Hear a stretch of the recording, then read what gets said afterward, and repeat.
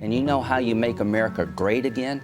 Tell Donald Trump to go to hell. Mr. President, everybody in this room has one thing in common. We all have your back. Are you kidding me? We have this problem in our country right now where the Republicans like Bill Barr. Where there's a bunch of dicks who are in office? Right. Well, the Republicans like Bill Barr have to debase themselves to support Donald Trump. Man's got to know his limitations. The president bears responsibility for Wednesday's attack on Congress by mob rioters. He should have immediately denounced the mob when he saw what was unfolding. If there's a responsibility for this Capitol on this side, it rests with the Speaker and the House administration. Trump and I, we've had a hell of a journey. All I can say is count me out. Enough is enough. This is the party of Donald Trump. If you think otherwise, you're in for a rude awakening. Are you kidding me?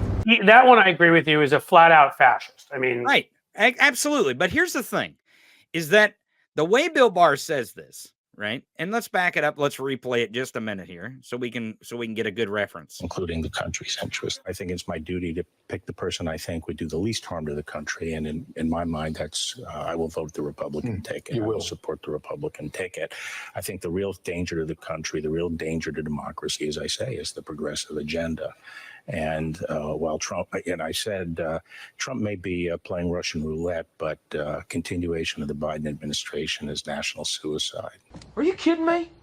Now, here's what the wet dream is. National suicide. That's right. Here's what the wet dream is. The economy is so terrible. I mean, everything sucks so badly in this country. Crime is way down, even though they lie about that. I mean, how could you continue with Joe Biden? It's all projection and foreshadowing. But here's the thing. The way that they're going to convince Republicans to vote for this fool, and I guarantee you that Bill Barr has been called to the Heritage Foundation or has been in several meetings with the Heritage Foundation. That's how it happens. Yes. He said, look, Bill Barr, we understand that you hate Donald Trump and he's your enemy, but Project 2025 is way more important to destroy our democracy than your hatred for Trump. And that's their wet dream. They're finally at a spot in their history where they can destroy our democracy with Project 2025. And that is way more important to them than to obviously make the obvious, calculation that Trump is bad for our country. I think it comes down to which group of the far right lunatic, fringe do they think will have more influence with you? Right. So when it's Bill Barr, I think you're right. Heritage Foundation also, I'm sure they send him for a trip over to Leonard Leo at the Federalist Society to knock him back into where he should be, whatever. If you're a evangelical and you're breaking away because you're like, hey, Trump doesn't seem very evangelical to me, then I'm sure they send you to Billy Graham, complete religious nutters who've embraced Trump. Mr. Vice President, Mr. Secretary, the missiles are flying.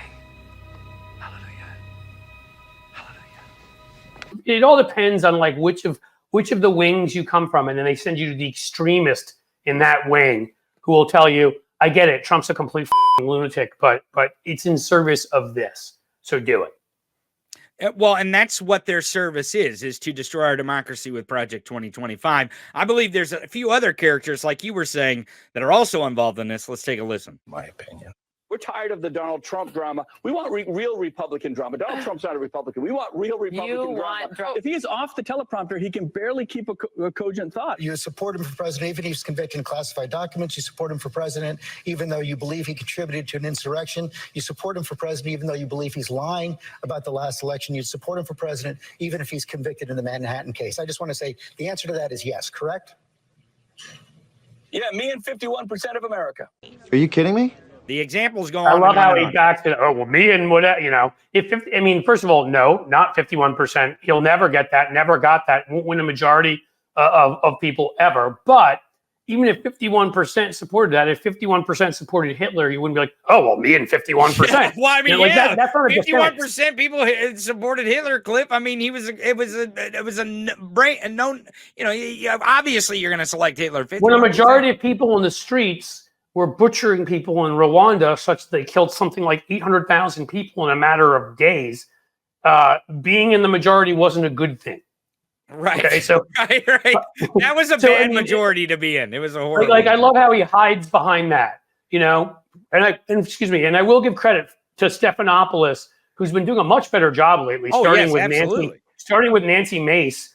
I think Stephanopoulos, you know, he has Democratic roots, Democratic Party roots. Obviously, he does care about our democracy to a certain degree, and I think he's one of those that won't say it out loud in the manner in which some folks have in the media world, but has realized that both sides in this will both sides us to death and to fascism.